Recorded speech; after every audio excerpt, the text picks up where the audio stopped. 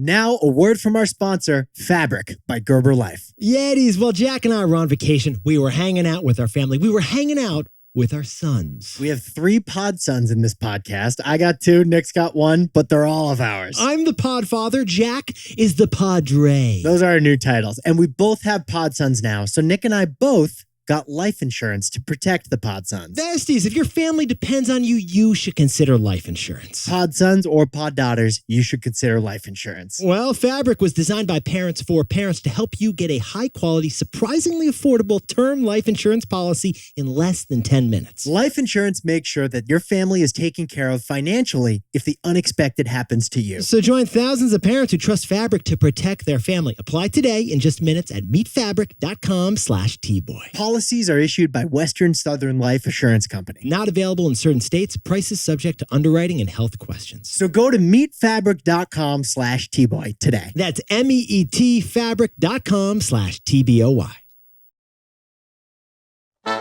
This is Nick. This is Jack. Welcome back. It is Tuesday, T-Boy Tuesday, September 5th, and today's pod is the best one yet. Welcome back. You can say that twice, Nick. We've been off for 2 weeks. I will, Jack. By the way, 2 weeks of vacation looking very, very good on you, my friend. Thank you. And what a fantastic coincidence, because our first pod back in 2 weeks happens to be a T-Boy. I'm sorry, Jack. 1 second. Waiter, I'll have what Jack's having.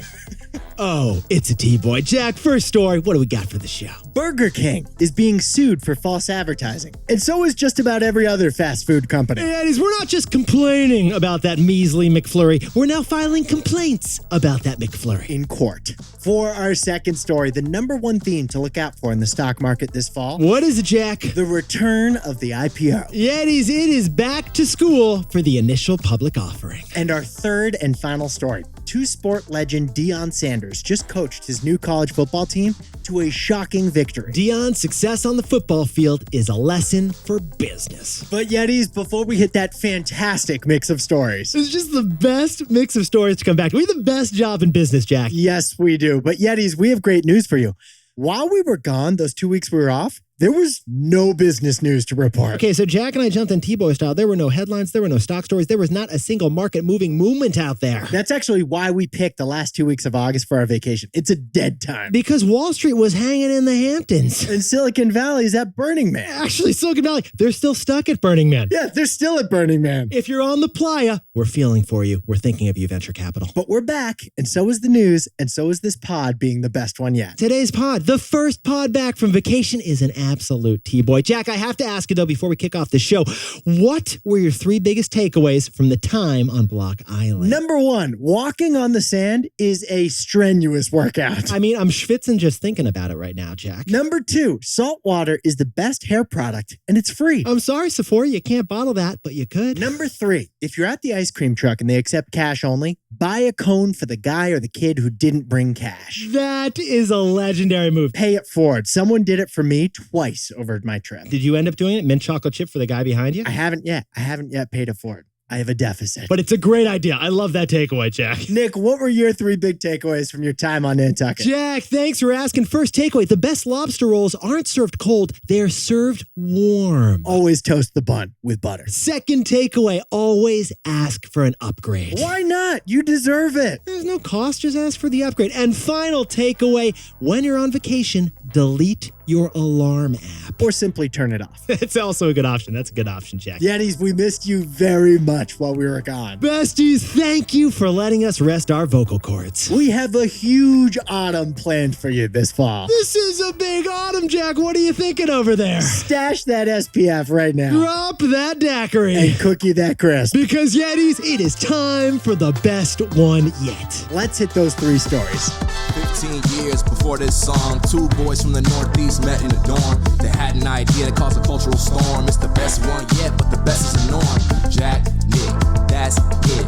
I don't even think they need to practice. 50%, that's a fat tip. T-Boy City on your at-list. If you know, you know, cause we ready to go. We can't wait no more, so just start the show. Start the the show. For our first story, Burger King is getting sued for shrinking its Whoppers, allegedly. It's another case of exaggerated advertising, but consumers are striking back.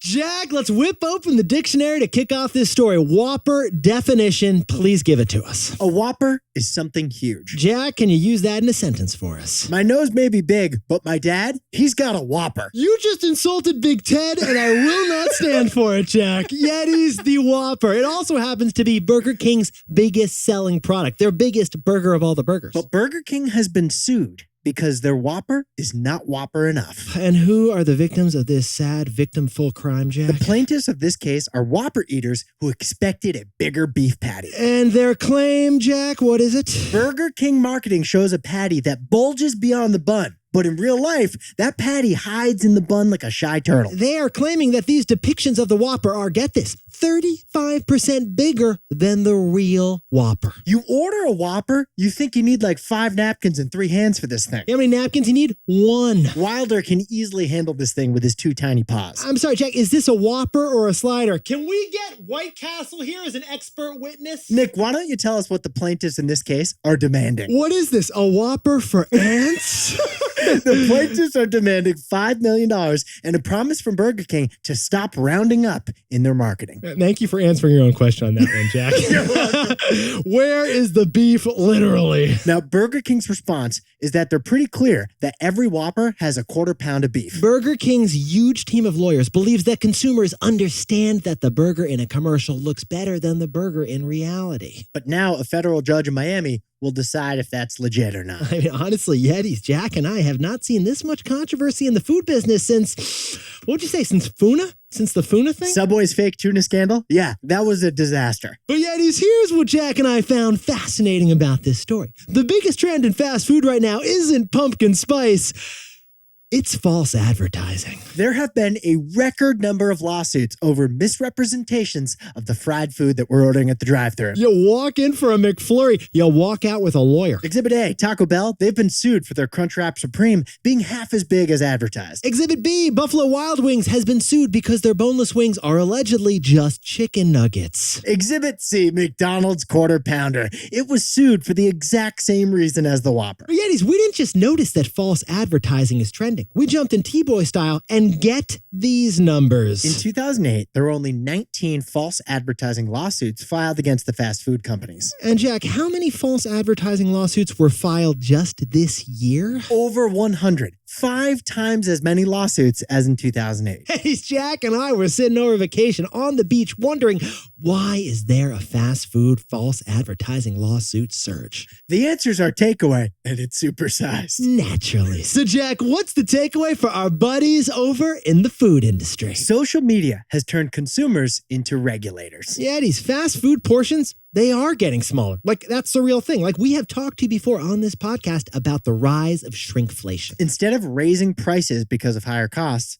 many companies are just shrinking the portions. Well, in the past, consumers would just complain to themselves or call up their mothers-in-law and complain or just complain to some other people around them. But that's all we could do. Consumers couldn't validate their feeling that burger patty, I'm telling you, it's getting smaller. But now they can, and it's all thanks to social media. You probably have 3 social media accounts where you can post visual evidence online about that measly McNugget you definitely overpaid for. And people are doing that. And then they are banding together to sue fast food with the confidence of the masses. Companies are being held accountable. In the past, maybe they would have gotten away with it. Would have gotten away with it if it weren't for you pesky kids. Because social media lets consumers post evidence for all to see. The way Jack and I see it, social media is turning consumers into regulators.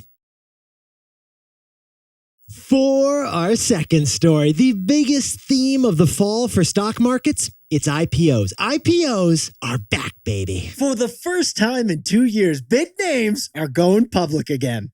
An IPO, initial public offering. Honestly, the most exciting moment for a business. Mazel tov, it's the bat mitzvah for a business. We are so proud of you. When you go from a private company to a publicly traded company, that is an IPO? It's when you go from a kid to an adult and you invite everyone you know and you celebrate with a huge party. There's a lot of champagne and there's a lot of Manischewitz to that thing. And there's one DJ. Always one DJ. He's taking requests. Now, Yetis, before an IPO, only insiders can own the stock of that company. But after an IPO, anybody can buy a stock on the stock market. But here's the problem, besties. For the last couple of years, the IPO market, it's been dead. It's been more frozen than north of the wall. It's been more stuck than everyone involved in IPOs who's stuck at Burning Man right now. Correct.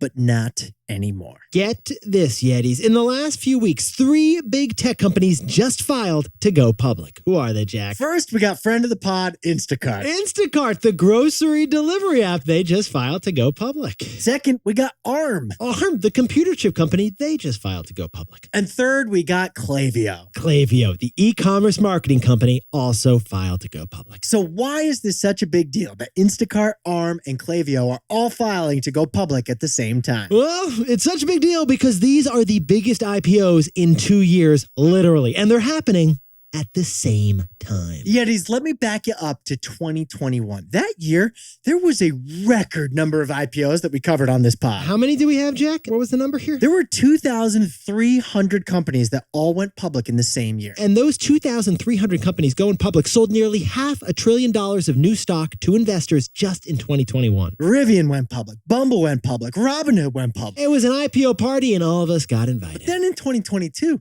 IPO proceeds fell by 60%. And get this, so far this year, IPOs have dropped another 50%. Like we said, more frozen than north of the wall. Like we said, IPOs have been dead. But in June, little Cava and their cannellini beans tested the market with fast casual Mediterranean stock. We're going to have to fact check those beans, but honestly, the IPO, it went well. The stock jumped. But it wasn't just Cava. In July, Oddity tested to see if investors wanted AI-developed makeup stock. And you know what? Investors did. The stock of Oddity jumped after its IPO. Now that Wall Street's August vacation is over, investors want some serious IPOs to go with their serious pumpkin spice lattes. Yes, they do. Because Instacart and ARM, their valuations are big. They're really big. What are they, Jack? Instacart and ARM's IPOs will be about 10 times bigger than Cava and Oddity's IPOs. IPOs, they're back, baby. So, Jack, what's the takeaway for our buddies who are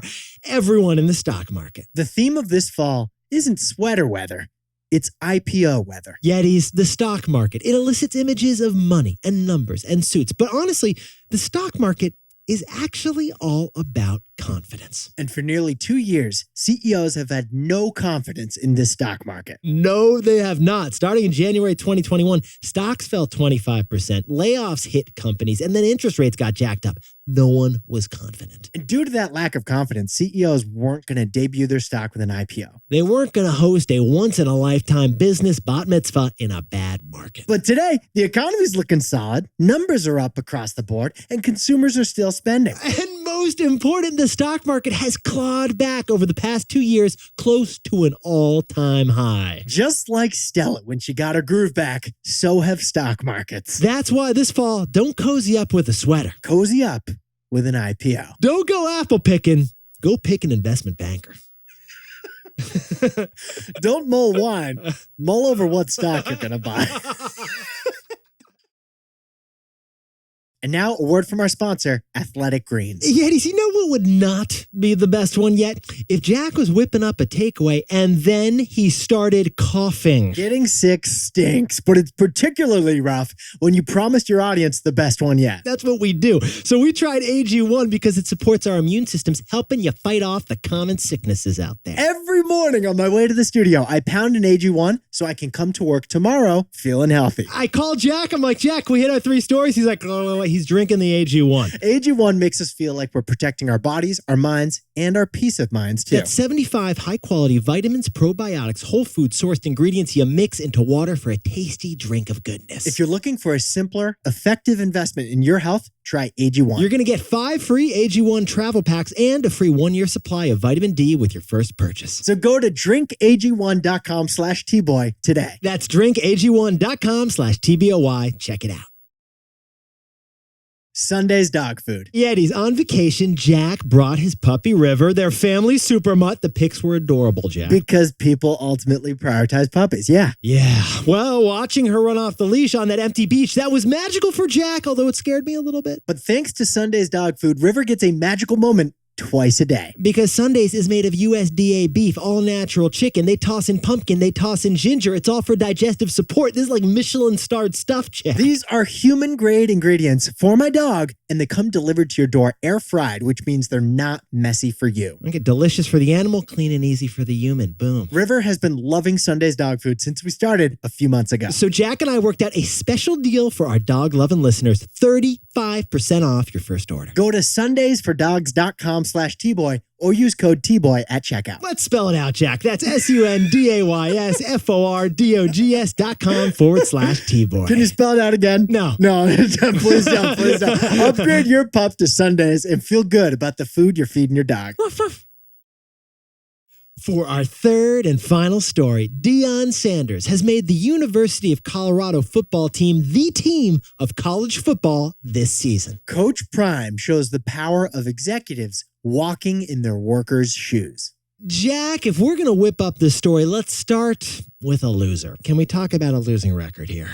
Last year, the University of Colorado's Buffaloes football team, they went 1-11. They went 1-11, not a great record. Did not expect an auspicious start from them. And the first game this year for the Buffaloes, they played TCU, who played in the national championship game last year. Okay, so let's add this up. We had the team that almost won a national championship game playing against Colorado, which only won a single game last year. Guess what happened on Saturday, though? Talk to me, Jack. Talk to us. Colorado won in a shocking, thrilling 45-42 victory on the road in Texas. And here's the key, Yetis. That game was actually the first game for Colorado under their new head coach, Deion Sanders. AKA Prime Time. Prime Time. And why do they call him Prime Time, Jack? Deion Sanders is the only player ever to play in both the Super Bowl and a World Series. Deion Sanders is the best athlete of the 90s, and maybe we'll include Jordan in that. Because Deion Sanders was the rare two-sport professional athlete. Get this, Yetis. Deion Sanders played in the NFL with the 49ers and the Dallas Cowboys, among other teams. And he also played in Major League Baseball with the Atlanta Braves, the New York Yankees, and the San Francisco Giants, plus other teams. And he can pass. Now this Super Bowl winning, World Series playing Deion Sanders is turning around a college football team. But Deion Sanders isn't just the head coach of the University of Colorado. Oh, he is not, is he, Jack? He's also the father of the team.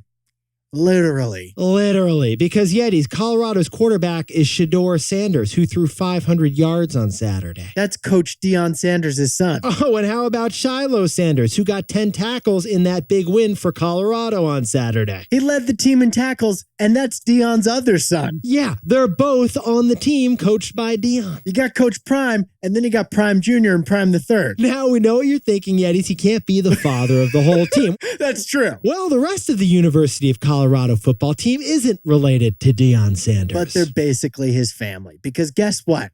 57 players transferred to the University of Colorado this past season just to play for Deion. We have to repeat that. I'm sorry, Jack. Can you sit down, stand up, and get back on the bench again, please? 57 young men left their campuses to come to Boulder, Colorado to play for Coach Deion Sanders. That is emotional, Jack. Nick, if you want, I could do a whole halftime speech right now. I could quote any given Sunday. I like the vibes you're putting out. But Yetis, you're probably wondering, why did so many players transfer? Why is this football team even winning right now? And why do we have this story on this podcast, which is about business? Because of our takeaways. So, Jack, what's the takeaway for our buddies who are everyone in business? Just like the best coaches used to be players, the best CEOs used to be workers. Yetis, Deion's players are playing for Deion because Deion has walked in their shoes. Deion Sanders played 4 years at Florida State University and then 14 years in the NFL. But after that, he also coached little kids football, and then he coached high school kids, and now he's coaching college kids. That's why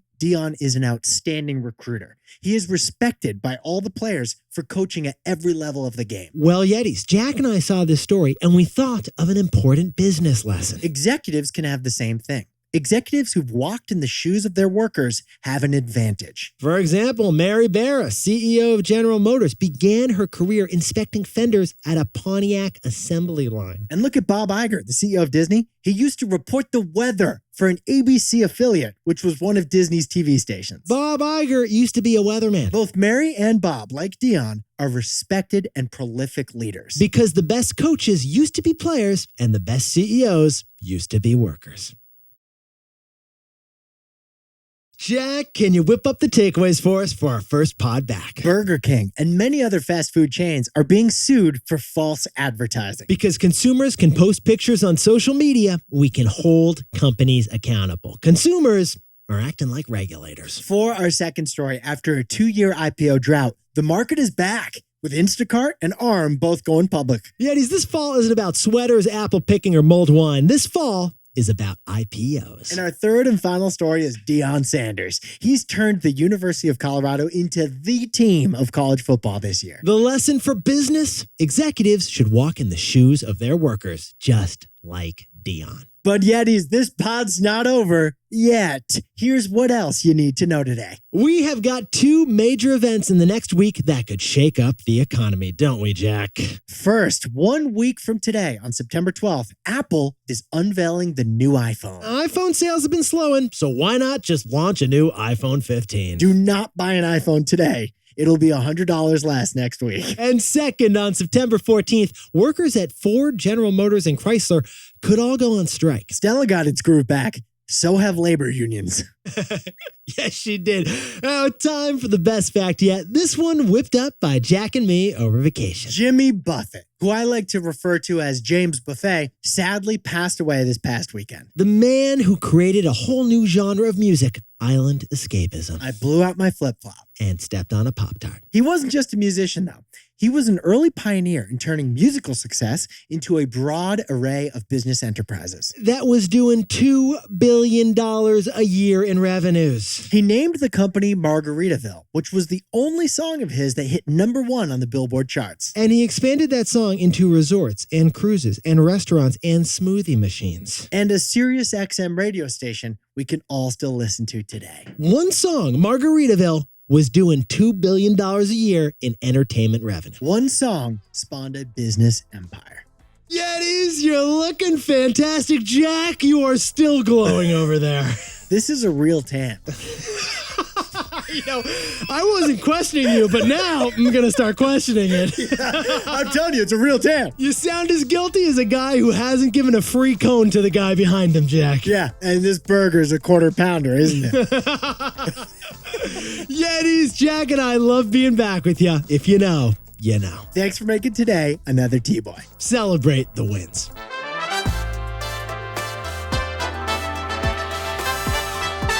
And before we go, a happy birthday to Letty Trina Lim all the way over in Singapore. And happy birthday to Richard Hu in New York City. And J.K. Pierce is turning 30 down in Longview, Texas. Happy birthday. And happy birthday to Chris Smazinski, turning 56 in St. Charles, Illinois. And a happy birthday to Dinesh Agaskar, who's having a birthday over in Bangkok, Thailand. And bon voyage, have a fantastic trip to Amanda Alviso, her first solo trip without her daughter. Not too shabby, although I'm sure she misses her daughter. Eat, love, pray.